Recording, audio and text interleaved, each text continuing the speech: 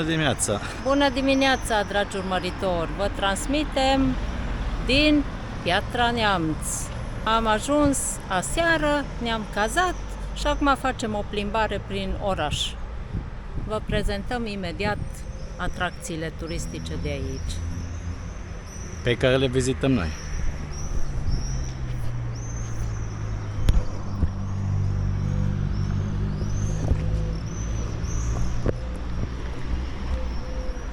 Acum urcăm pe scările acestea spre Curtea Domnească.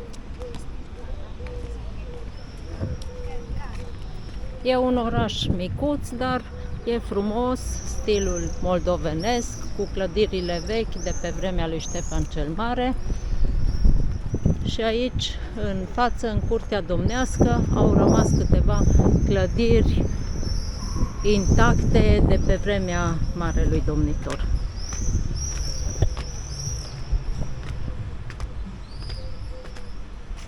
În dreapta avem un teatru.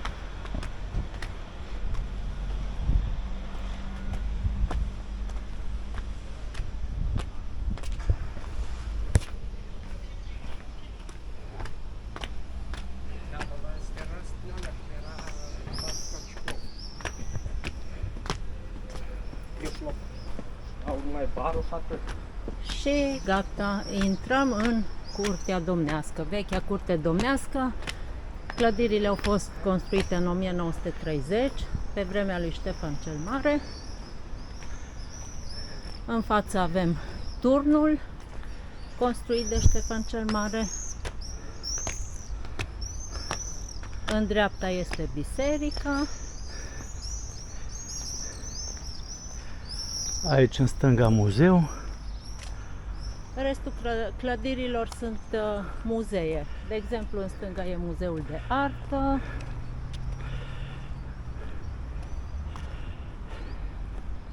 Următoarea clădire este Muzeul Etnografic, aici în stânga.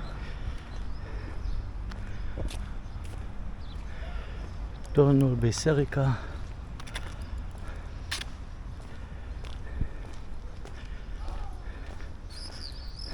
Am fost aici aseară și era o nebunie curată. Cred că tot orașul era adunat în această piață. Oamenii se relaxau, că s-a mai răcorit un pic aseară. Aici în față tot o clădire veche, tot din aceeași perioadă.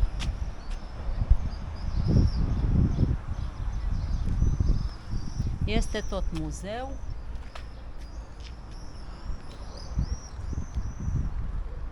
Aici turnul. Aici Șani vă prezintă turnul. Și multe flori. Peste tot în oraș. Sunt multe parcuri, flori. Este chiar întreținut orașul, este foarte simpatic. Deci clădirea aceasta superbă este Muzeul de Artă Neolitică, tot din 1930.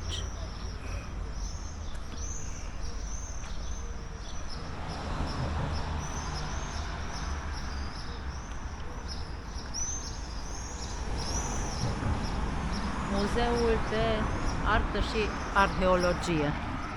Și aici, sub Curtea Domnească, trece un tunel pe unde trec mașini și de desubt e parcare. Un pasaj. Un pasaj. E un pasaj și parcare.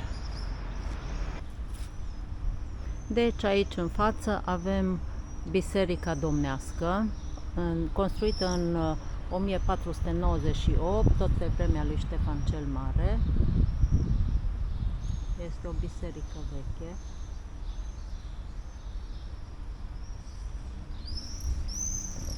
Și aici împrejurimile.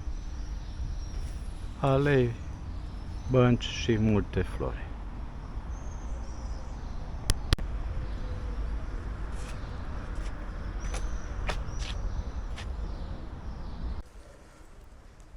Vreau să mă duc să urc aici în turn.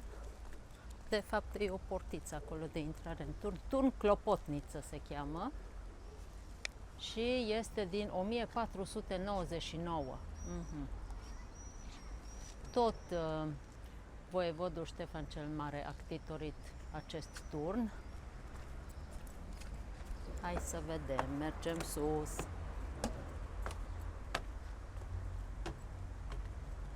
Oh, se vede frumos de aici.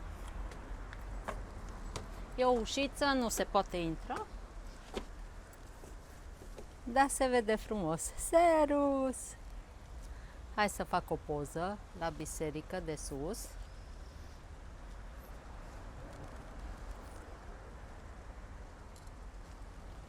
Ok. Unii sus pe scări, pe turnuri, alții la umbră. Fiecare cum vrea.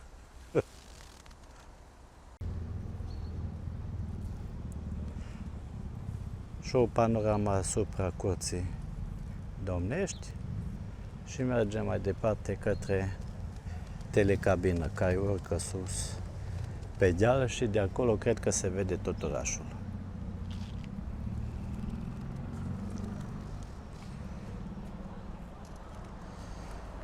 Și aici sunt ruine din zidul din incinta curții. Din secolul XVII. E zidul de incintă al bisericii.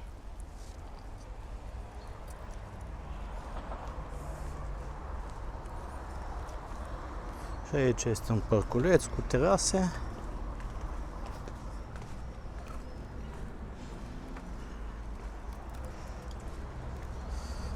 Și ne îndreptăm către telegondola.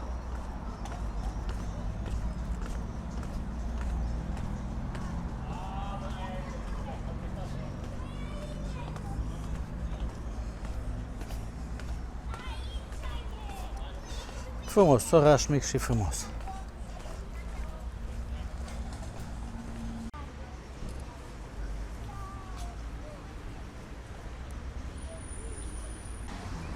Ei, ce bine, suntem un pic la umbră, sunt 31 de grade acum în centrul Piatra Neamțului și e abia ora 11.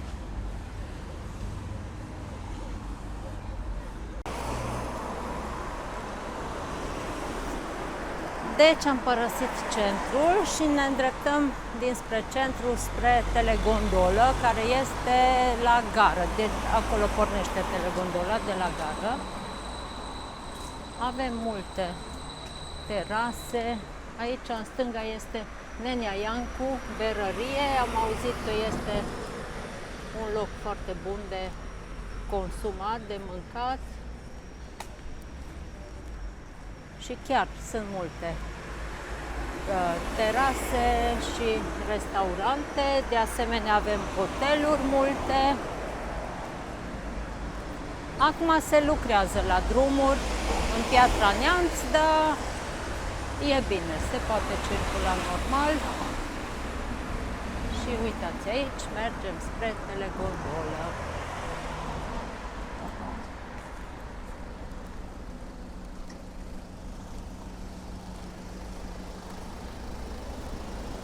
Sunt multe clădiri noi, printre clădirile vechi, dar totul este frumos îmbinat.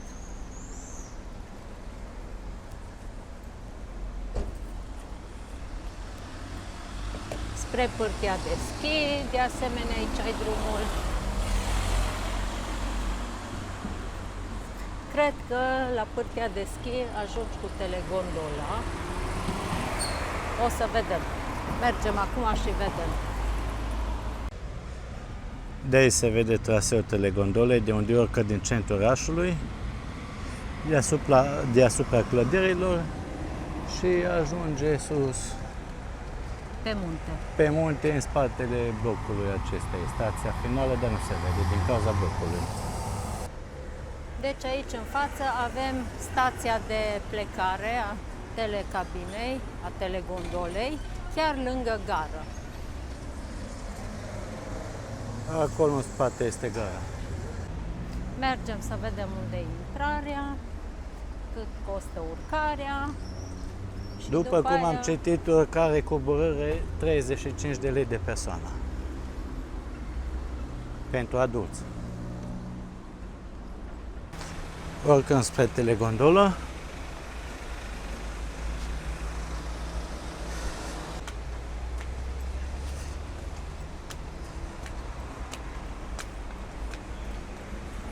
Și aici în față avem casierea. Am citit prețurile și într-adevăr e 35 de lei de persoană, urcare și coborâre. Dar dacă sunt grupuri mai mari, sunt reduceri. O să opresc aici pentru că e muzică. Continuăm din telegondolă. Gata. Ne-am îmbarcat. Am mers repede.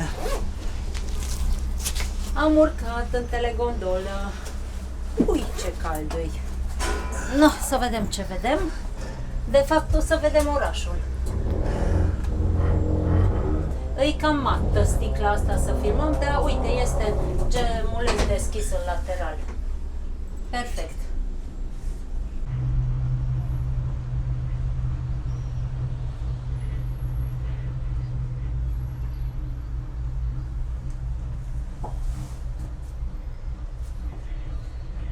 No, de aici vedem tot orașul.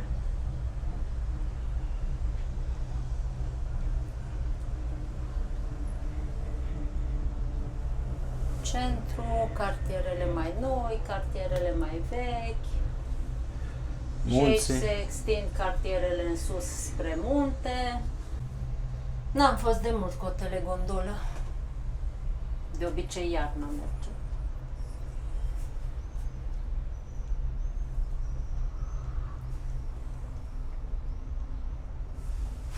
Jos casele. Și un lac în depărtare. Și munții. Și cum ți se pare? Excelent. Atunci e bine.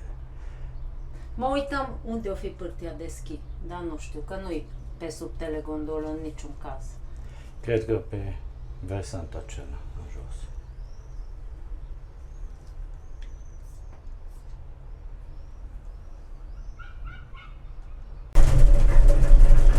Ups! Am Da. intrat în zona cu pădure. Și acum începe în sine urcarea. Că până acum parcă am mers drept. Până acum am văzut orașul. Acum vedem pădurea și când ajungem sus, vedem toate împrejurimile.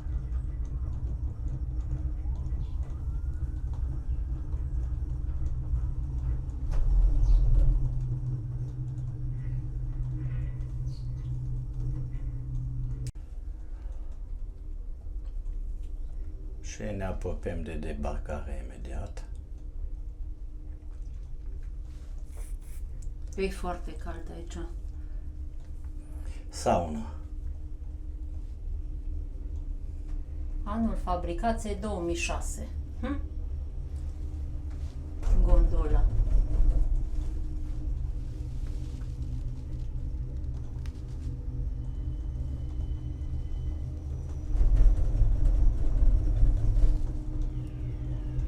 Uite telescaunul.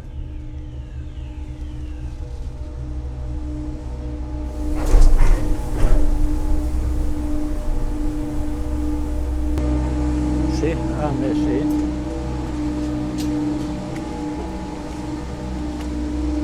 Aici este un mic bazar.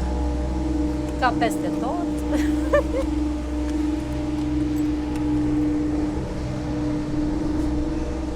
Ce bine bate vântul. Nu tare, dar să te răcorească un pic după căldura din cabină. Văd că totul aici e construit din lemn. Uite telescaunul, dar văd că nu-i funcțional. Înseamnă că aici e pârtia de schi. Oi, ce noroc au ăștia! Direct în oraș pot să iasă la schi după masa, la orice oră. Uai, ce n-aș da să fiu aici! Excelent!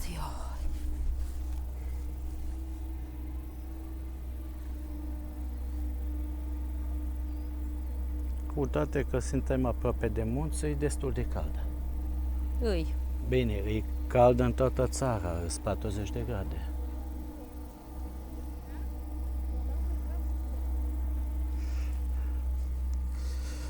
Cam în paragine aici la telescaun. Ca și oriunde în timpul verii. Da, aia e drept.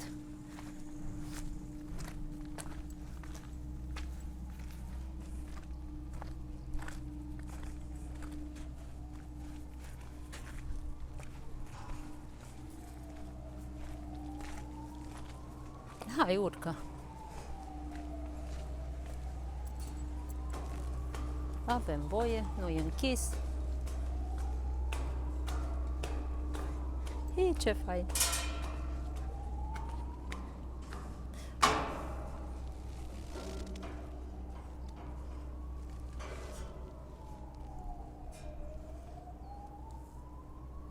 O, văd că nu-i lungă pârtia. Da, e. E și nici nu îi dreaptă, că are o înclinație destul de bună, așa cum văd aici în dreapta. Fain, fain, fain, fain, ce fain. Uite, aici în stânga avem suporturi pentru schiuri. Îți lași schiurile când vii la terasă. Uite, sus terasă. Hai să mergem la terasă, că e un view frumos acolo. Terasa Tony. Nu, acolo n-am reușit să vedem în vale pentru că mergea muzica destul de tare și ar trebui să opresc filmarea. Și aici se aude muzica și trebuie să vorbim și de vreau și de nu vreau ca să nu trebuiască să tai din el.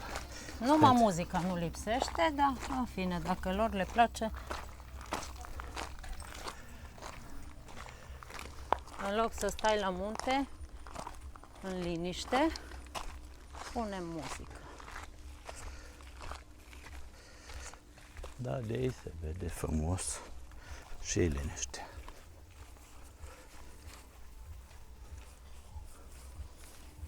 Oh, mi-a fost dor de munte. Am circulat așa de mult în câmpie și spre Iași, numai câmpie și pe litoral, spre litoral, dinspre litoral. Aici, în sfârșit, aer de munte.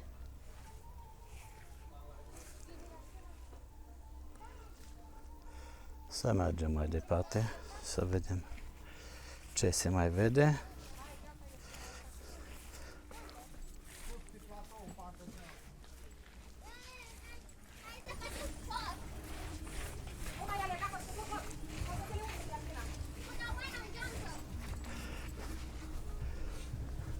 Am văzut ceva cablu și stăpi, nu știu ceva e aici, Ana.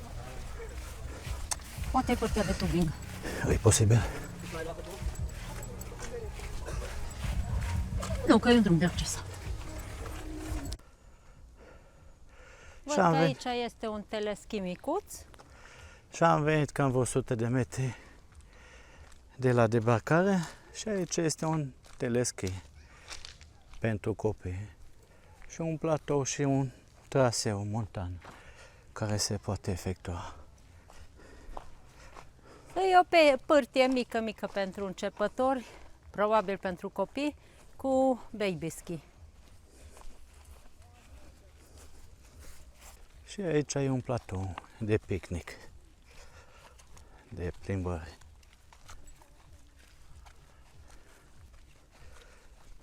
Și avem un indicator să vedem ce scrie.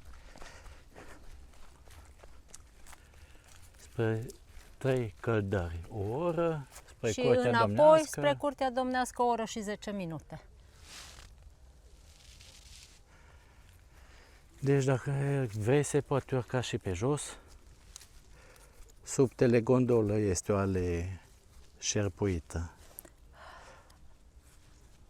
asemănător cu cea din Brașov, de la Tâmpa. Și acolo se poate urca pe jos, sub telegondolă, sub fornicar, că acolo e fornicar. Ai, ce vine la munte!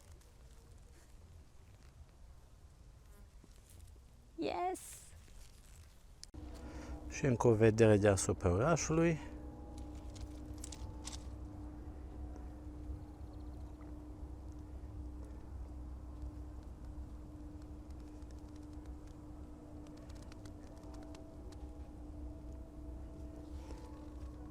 O panorama și cu partea cealaltă a orașului, unde e un lac, acolo lângă lac am avut cazare, aici este ieșirea spre Bicaz, pe unde o să ne îndreptăm și noi.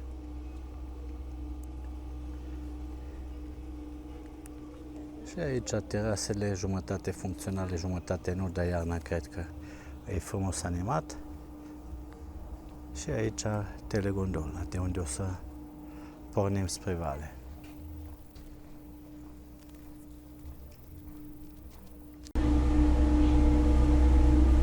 Și am pornit spre coborâre. Acum le luăm avântul din stația de pornire. Ne și lansăm. jos avem orașul. Sub noi este orașul. Acum suntem în coborâre. O ultimă privire de ansamblu asupra orașului, pentru că în curând vom părăsi Piatra Neamț și ne vom îndrepta spre Vatra Dornei, următoarea noastră destinație. Și gata, am pornit, am lăsat Piatra Neamț în urmă și am ajuns în localitatea Bicaz. Mergem spre Vatra Dornei și acum ajungem la barajul Bicaz. Acum o să trecem pe lângă el, uite aici e barajul.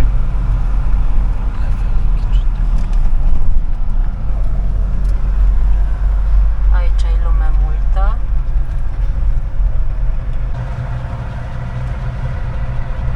Trecem peste baraj.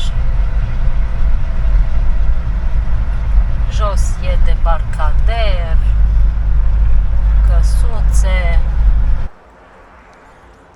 Și ne întoarcem spre baraj, pe jos, pe marginea drumului, pentru că n-ai unde să oprești aici la baraj. Și am ajuns pe capătul barajului.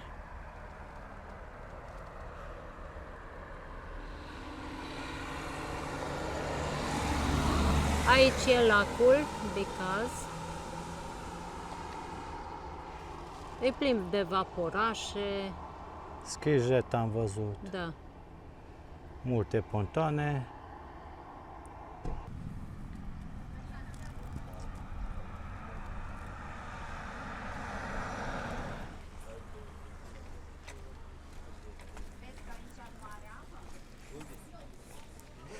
Și aici, în partea cealaltă, pe unde iese apa din baraj.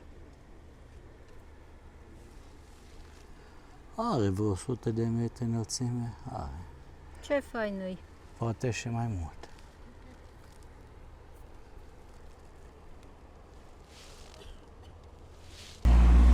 Uite cormoranul. Sper că Doi se vede. cormorani au intrat sub apă, unul a ieșit, celălalt încă nu-l văd. Uite-l! A ieșit cel doilea. Ăștia n-au concurență aici. Numai ei doi sunt pe tot la cu șefi. Gata, s-au scufundat din nou.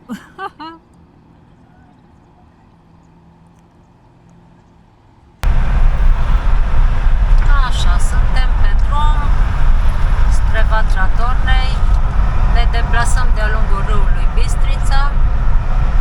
Uite-l aici din nou. Trecem peste el de multe ori și mergem cu el în paralel. Aici sunt peisaje superbe.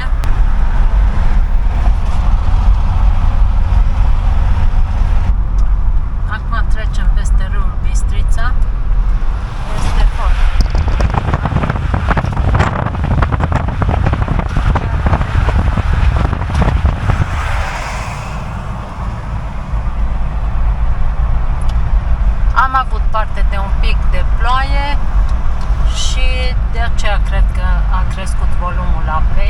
dar undeva în amonte sigur a plouat mai tare, fiindcă e volumul foarte mare și apa e foarte învolburată. Și aici am intrat în țara Dornelor și ne deplasăm printre stânci, prin pădure, aerul e mai respirabil și admirăm peisajul, e superb.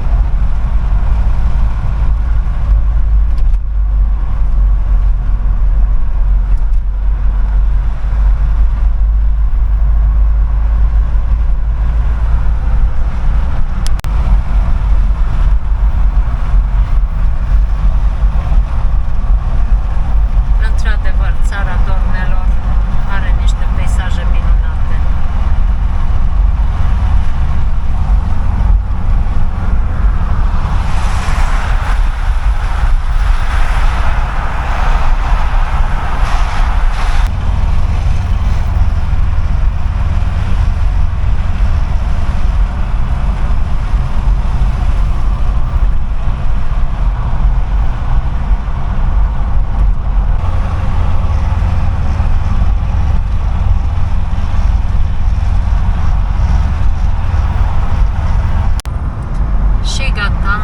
Am intrat în orașul Vatra Dornei. Suntem la periferie și mergem spre centru. Și am ajuns în centrul stațiunii Vatra Dornei. Centrul orașului Vatra Dornei este în stânga, aici suntem în stațiunea Vatra Dornei. Aici e plin de hoteluri. Și văd în față clădirea aceea albă renovată, o să vedem ce este. Acum intrăm în parcul din centrul stațiunii.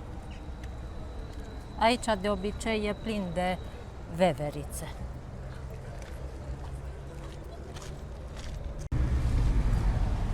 Și aici mergem, intrăm în parc imediat, în stânga.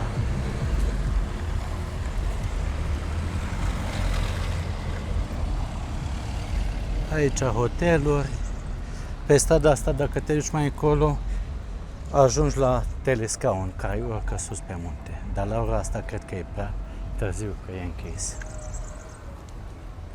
Azi, ca să vedem veverițe, nu prea avem șanse, pentru că tot parcul a fost făcut traseu de mountain bike. Care tocmai se face festivitatea de premieră, deci s-a terminat. Da, dar cum a fost agitația mare, nu prea cred că avem noi șanse să vedem veverițele. S-au ascuns bine. Păcat. Să ne continuăm plimbarea prin parc. Am văzut totuși o veveriță, dar era sus în copac, n-am putut-o filma. Acum se strâng benzile astea. Putem trece deja peste ele. Eu totuși stau și aștept veverițele, da, de date apar. Nu văd nicio mișcare, dar eu sper.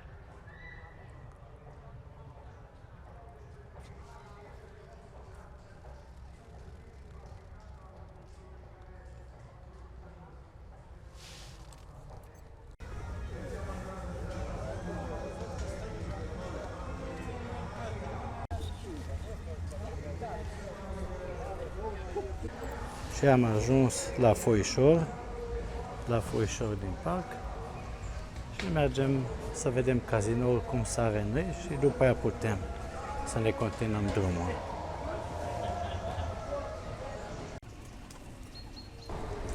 Am ieșit din parc, am venit peste podul care traversează Bistrița, ce se vede și cazinoul reînnoit.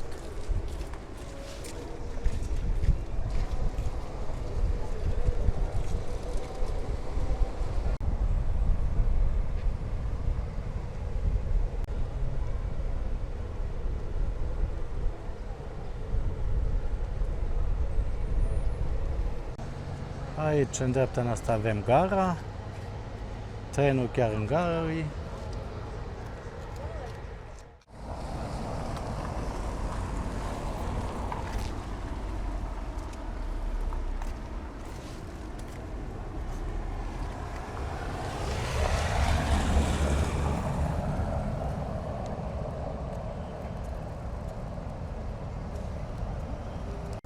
Deci aici în față avem Cazinoul Băilor, care a fost în paragină și acum s-a renovat cu schimbarea destinației în centru muzeal Cazinoul Băilor. Arată foarte bine acum. Porumbei în jurul nostru, ciuguleți din flori.